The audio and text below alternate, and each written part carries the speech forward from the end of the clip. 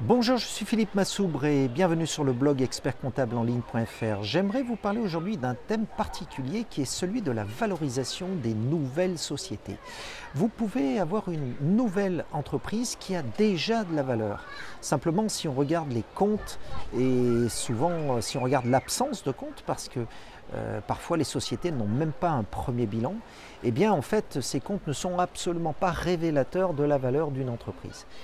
Et dans ce cas-là, eh bien, comment fait-on pour donner une valeur à une entreprise? Si cette entreprise a des perspectives très sérieuses, qu'elle a des marchés, qu'elle a par exemple un marché de niche, ou qu'elle a un client exclusif qui est extrêmement dépendant d'elle, ou si encore elle a des ingénieurs en interne ou des dirigeants qui ont déjà des sources de programmes informatiques par exemple, ou qui ont déjà un savoir-faire particulier, et que toutes ces conditions sont réunies, eh bien il est possible de donner une valeur à l'entreprise. Et cette valeur, en fait, on va la déterminer en fonction des prévisions.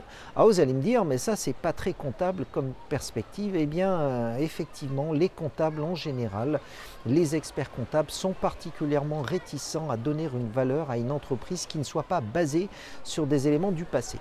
Eh bien il faut s'inscrire complètement en faux contre cela, car en réalité, eh bien, des perspectives, des progressions de chiffre d'affaires, des rentabilités futures peuvent parfaitement donner lieu à une évaluation selon les méthodes classiques, donc des multiples de résultats, des multiples d'EBE ou d'EBITDA, comme on dit en termes anglo-saxons, et donc par conséquent parvenir à des valorisations qui soient proches de celles d'une société déjà existante.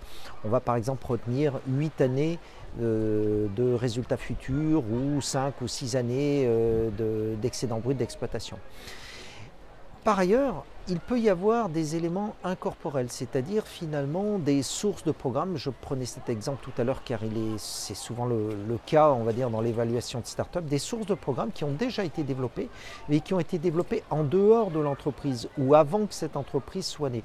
Donc de fait, eh bien, il convient de valoriser, de donner aussi une valeur patrimoniale à cette nouvelle entreprise dans la mesure où effectivement, elle détient des actifs incorporels, même si ces actifs incorporels ne sont pas inscrits dans le bilan, ou des marques qui sont de nature à générer de futurs cash flows, base de l'évaluation d'une entreprise, qu'elle existe, qu'elle ait existé ou pas. Voilà, c'était Philippe Massoubre pour le blog expertcomptableenligne.fr. Je vous dis à très bientôt. Au revoir.